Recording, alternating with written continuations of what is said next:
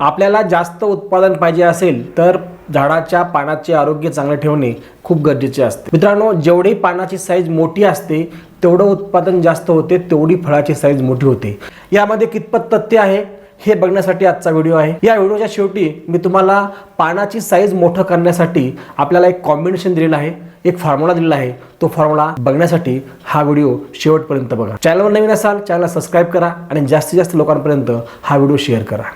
कुठल्याही झाडाच्या पानाचा आणि फळाचा काही संबंध आहे का, किंवा पानाची साईज आणि फळाची साईज याचा काही संबंध आहे का?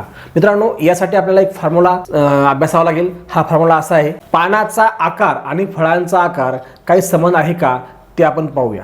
कोणत्याही झाडाचे 1 चौरस फूट पान प्रकाश संश्लेषण क्रियेद्वारे प्रोटॉनच्या रूपात 12.5 कॅलरीज गोळा करत असते। मुळांकडून घेतलेलं पाणी आणि पानांकडून घेतलेलं कर्बाम्ल यांच्या रासायनिक संयोगाने 12.5 कॅलरीचं रूपांतर 4.5 ग्राम कॅलरीज मध्ये होतं, अन्नामध्ये होतं। या 4.5 ग्राम अन्नाचं रूपांतर, याचा खर्च किंवा याची विल्हेवाट म्हणजे काही अन्नद्रव्ये हे मुळाला पुन्हा वापस पाठवलं जातं, मुळाच्या भोवती असलेल्या जीवाणूला पुन्हा वापस पाठवलं जातं आणि काही शोषण प्रक्रियेमध्ये खर्च होतं आणि उरलेलं अन्न हे दाना भरणे आणि फळ फुगवणे यासाठी खर्च केलं जातं। आणि याच्या व्यतिरिक्त जे अन्नद्रव्य उरतं ते आपल्याला स्टोरेजच्या स्वरूपात झाडामध्ये साठवून ठेवलं जातं। ही प्रोसेस म्हणजे झाडाची अन्न निर्माण करण्याची आणि खर्च करण्याची प्रक्रिया आहे। हे समजून घेणं खूप गरजेचं आहे, कारण यावरच तुम्हाला पानाची साईज आणि फळाचा संबंध काही आहे का हे समजून येतं। एका दिवसाला 1 चौरस फूट पानामध्ये 4.5 ग्राम अन्न तयार होतं,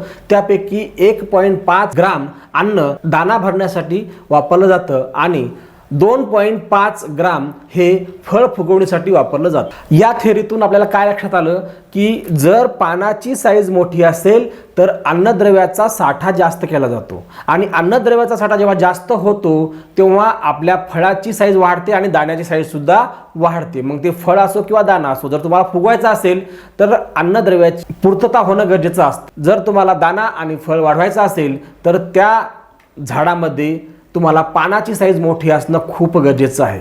पानाची साईज वाढवण्यासाठी योग्य उपाय, जेव्हा आपल्याला पानाची साईज वाढवायची असते तेव्हा नायट्रेट युक्त खताचा वापर आपल्याला जास्त करावा लागतो। त्यामध्ये कॅल्शियम नायट्रेट असेल, युरिया असेल किंवा अमोनियम सल्फेट असेल यासारखे नत्रयुक्त खतं आपल्याला जमिनीमधून सोडणं गरजेचं आहे। त्याचबरोबर आपण या खताचा फवारणीमध्ये सुद्धा वापर करू शकतो। त्यामध्ये पहिलं आहे कॅल्शियम नायट्रेट। कॅल्शियम नायट्रेट हे पानाची रुंदी वाढवण्यासाठी, सेल डिव्हिजन करण्यासाठी अत्यंत महत्त्वाचा रोल बजावत असतं, त्यामुळे कॅल्शियम नायट्रेट आपल्याला त्यामध्ये घ्यायचं आहे। त्यानंतर दुसरं आहे सिलिकॉन। सिलिकॉन सुद्धा आपल्या क्लोरोफिलचं प्रमाण वाढवतो, त्यामुळं अन्नद्रव्याचा साठा हा जास्तीत जास्त होतो। तिसरा प्रोडक्ट आपल्याला घ्यायचा आहे सायटोकायनिन। सायटोकायनिन हा सेल डिव्हिजन करणारा हार्मोन्स आहे, यामुळे झाडाच्या पानाची रुंदी आणि लांबी ह्या दोन्ही गोष्टी होतात, त्यामुळे सिलिकॉन आपल्याला फवारणीमध्ये घ्यायचे। यानंतर कॅल्शियम म्हटलं की सोबत बोरॉन सुद्धा महत्त्वाचं आहे। बोरॉनचं काम सुद्धा सेल डिव्हिजन करणं आहे।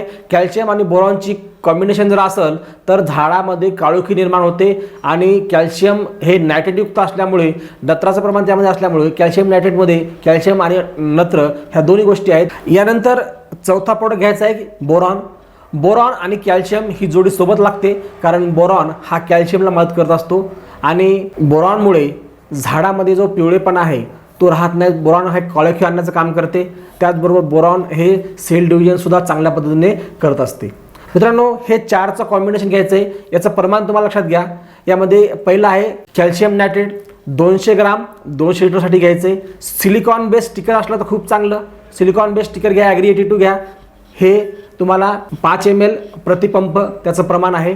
त्यानंतर घ्यायचं आहे तुम्हाला सायटोकायनिन 1 ml 1 पंपासाठी घ्यायचं आहे आणि बोरॉन घ्यायचं आहे 200 ग्राम 200 लिटरसाठी। या पद्धतीने आपण हे कॉम्बिनेशन करून आपण आपल्या पान वाढण्यासाठी किंवा आपल्या झाडातील पानाची साईज वाढण्यासाठी स्प्रे करू शकतो। मित्रांनो, याच प्रकारची सखोल माहिती शेतकऱ्यांना व्हावी यासाठी आम्ही एक कोर्स लॉन्च केलेला आहे, ट्रेन द फार्मर। या कोर्सला जॉईन होण्यासाठी खालील व्हॉट्सअपला हाय करा, मी तुम्हाला डिटेल पाठवेल। So thank you, wish you wealth.